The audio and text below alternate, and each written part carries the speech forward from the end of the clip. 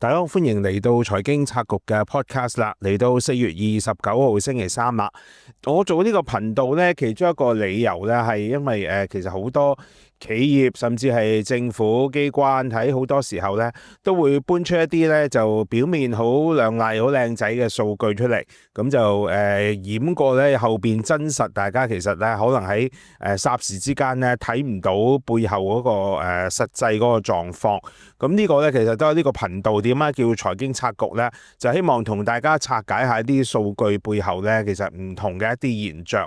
今日又撞到一個例子啦，呢個呢係講緊香港嘅迪士尼樂園喺星期二當日公布咗呢2025年嘅業績。咁如果大家留意主流媒體，以至我見一啲譬如評論或者有講到呢個迪士尼樂園嘅一啲評論啦，都會集中咗喺咧迪士尼講緊咧話自己咧變成一個零貸款嘅狀況啦。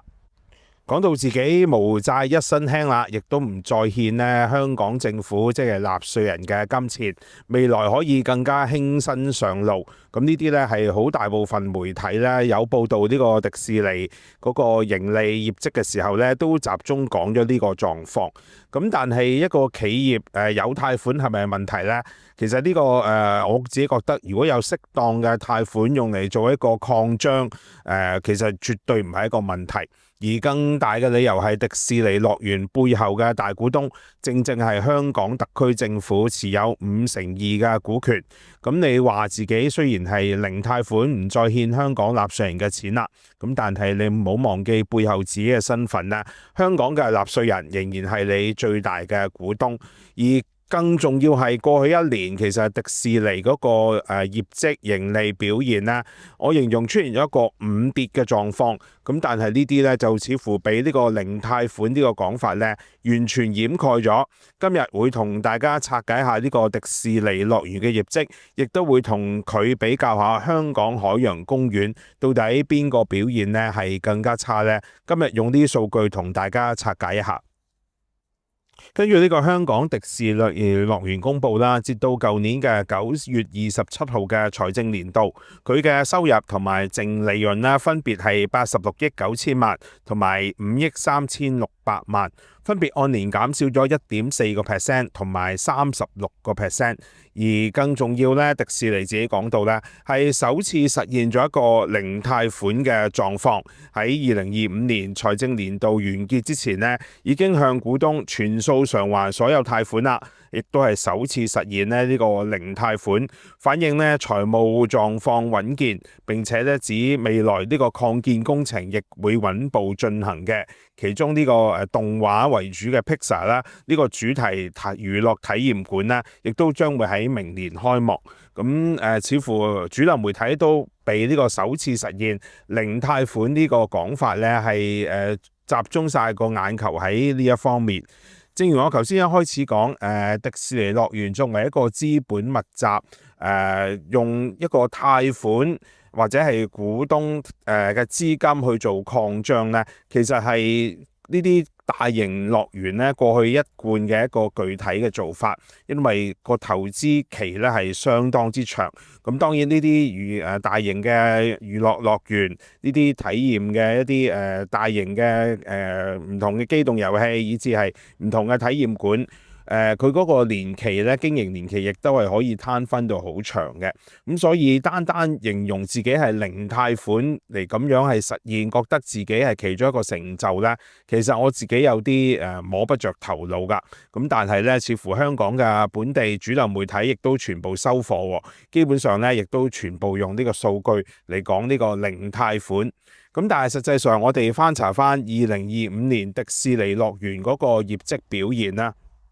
實際就出現咗一個5年跌嘅狀況，當中包括盈利、收入、EBITDA、入場人次以至呢個盈利率咧都同步回落。呢個反映咗迪士尼樂園雖然已經走出咗疫情嘅谷底，我亦都同意已經係過咗最壞嘅時間，但同時進入一個更加複雜嘅階段。過去單靠疫後反彈、單一樂園區同埋週年活動呢，已經唔能夠持續維持推高增長啦。我哋翻查翻，唔好淨係睇一年，我哋喺過去5年呢個迪士尼樂園嘅業績，其實可以分為3個階段㗎。21到22年係疫情重創期間，樂園分別虧損咗24同埋21億，而入場人數咧更加跌到只有280萬同340萬人，都可以話咧係經營狀況相當之慘淡，收入亦都低至得返10幾億。好啦，到2022年全面通關啦，開始復常啦，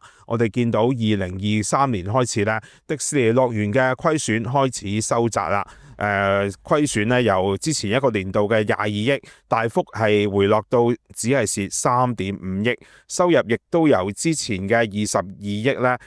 係倍翻到57億，入場人次增加到640萬，咁呢個咧其實已經係見到咧最壞嘅情況已經過去，到咗2024年真係受惠呢個旅遊復常同埋一個新嘅魔雪奇緣世界，即係 Elsa 呢個冰雪樂園咧係開幕啦。呢個樂園係錄得8.38億嘅盈利，收入達到88億，兩個數字都創咗近年新高㗎。入場人數亦都增加到770萬。2024年可以話係呢個迪士尼樂園咧最亮眼、最搶眼嘅一個經營年頭啦。但係到咗2025年，當我哋呢個全面社會由治及興，我哋見到訪港旅客持續增加，但係咧見到嗰個財政狀況，迪士尼樂園嘅收入咧，居然由本來嘅2024年嘅88億回落到87億唔夠，86億9千萬，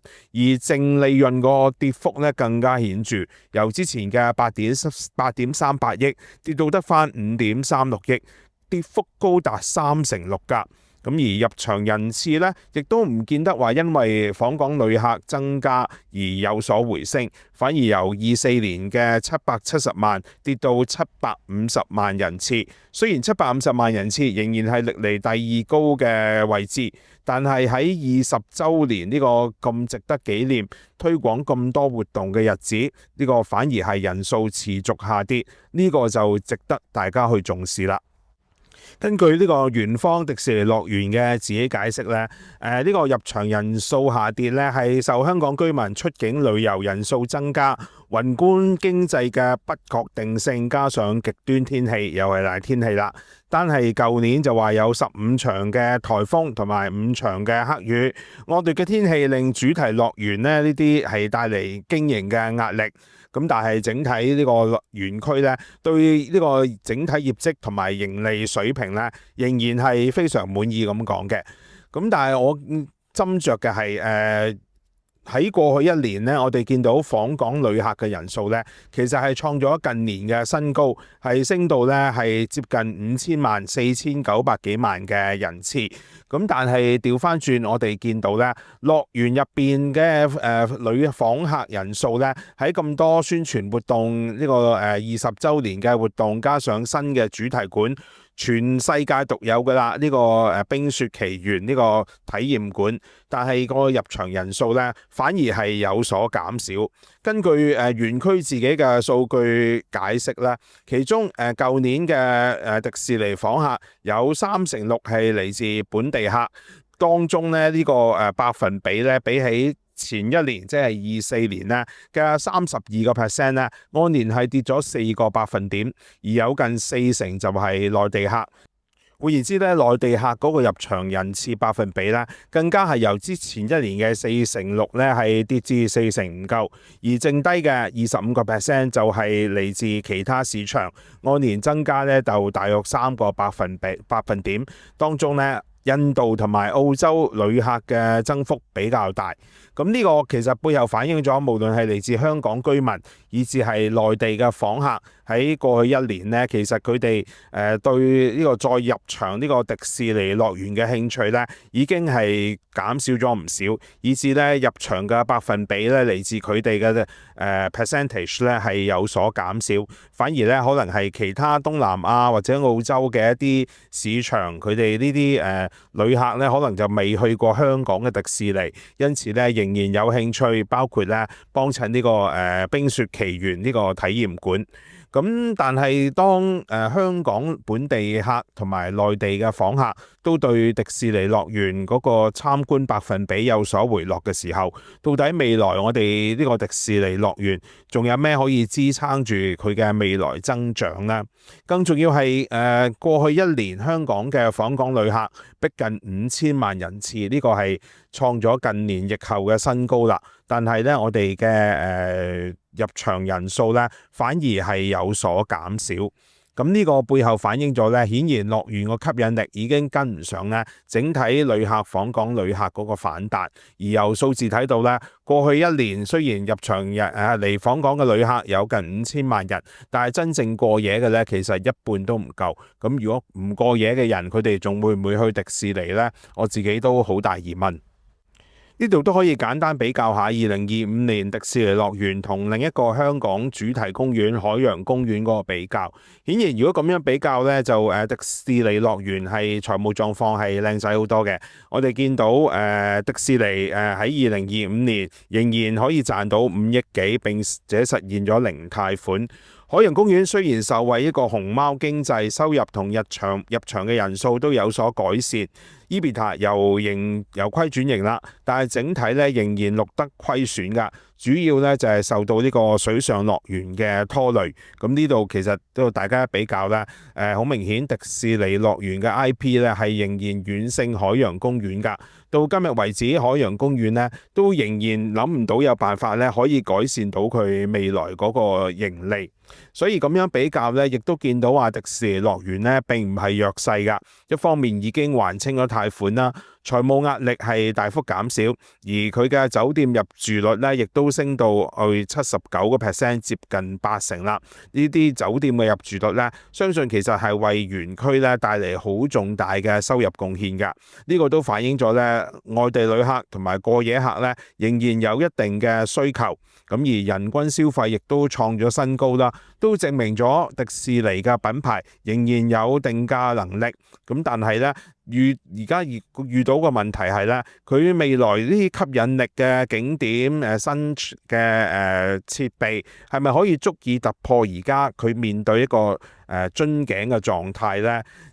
因為已經迪士尼咧係進入咗所謂一個高基數、高成本、高競爭嘅階段，未來增長咧唔會好似疫後復常初期咧表現得咁容易，甚至乎咧2025-4年咧嗰個盈利嘅新高啦，可能已經係近年見到咧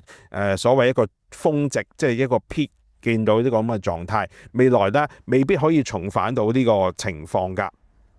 而由迪士尼樂園嘅經營狀況咧，亦都揭示咗香港旅遊業更加深層嘅一個挑戰。本地人重新外遊，大家都中意趁呢個嚟緊5一黃金週啦，大家又會出外去消費去旅遊。而外地嘅旅客，特別係內地中國嚟嘅旅客咧，佢哋個消費仍然係非常審慎，寧願啦做一啲免費嘅打卡嘅動作。咁加上咧區域競爭嚟自北京、上海一啲園區嘅競爭，呢啲咧都令到迪士尼樂園咧仍然係面對好大嘅挑戰。咁而作為全世界最細嘅一個迪士尼樂園咧，未來要再擴展，亦都遇到土地嗰個限制。咁所以呢啲咧都係值得大家留意咧嚟緊迪士尼樂園佢嗰個業績嘅表現㗎。畢竟咧佢都係香港人作為最大股東揸咗52%啦，背後都係納稅人嘅錢嚟㗎。今集時間講到呢度，希望大家中意我分享嘅內容啦。未訂閱嘅朋友可以 like 同 subscribe 呢個 channel。我哋聽日再會。